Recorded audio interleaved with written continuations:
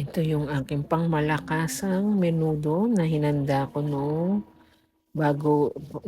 bago mag-year-end. Oh, para sa medianoche. Yan ang aking festive menudo. Yan. Kaya ako masasabing masarap at saka ano talaga to.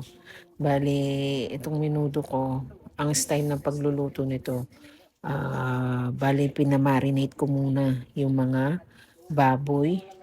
Yung pork po ginamit ko dyan, minarinate ko muna yan sa bawang, sibuyas, kamatis, tapos konting asin at paminta, tapos ano pa ba nilagay ko? Konting asin, paminta, konting toyo.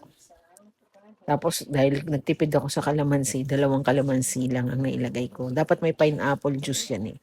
Pero dahil walang pineapple juice yan, kaya walang sauce yan. Oo. 2 malaking kalamansi lang ang ginamit ko dyan. Minarinate ko for 1 hour. Tapos saka ko pinakuluan ng 30 minutes para lumambot yung mga karne.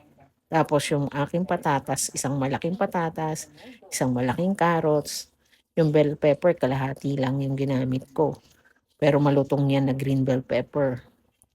Doon pala sa marinade, naglagay ako ng laurel.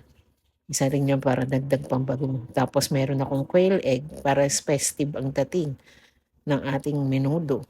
Yung hotdog, patatas, kakarots, pinirito ko yan ng bukod. Tapos yung bell pepper, bahagi ako rin pinirito yan para maglabas lang yung amoy.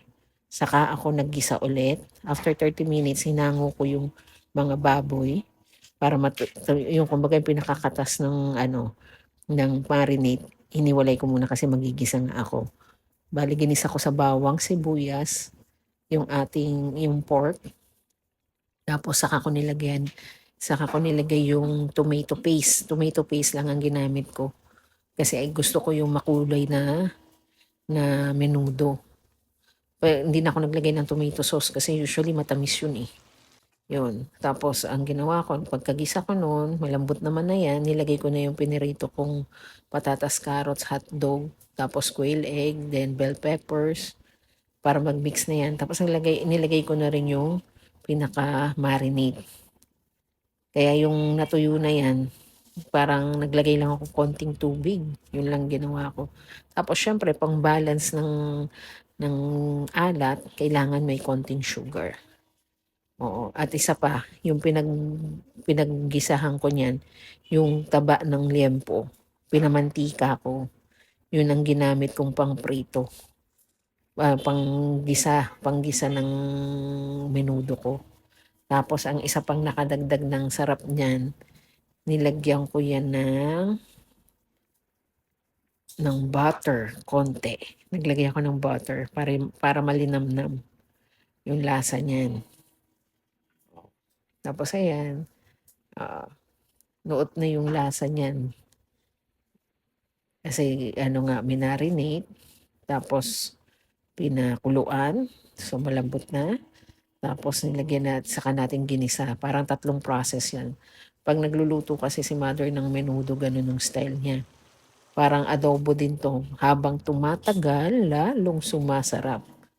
Oh. Kaya yan ang sekreto ng aming menudo.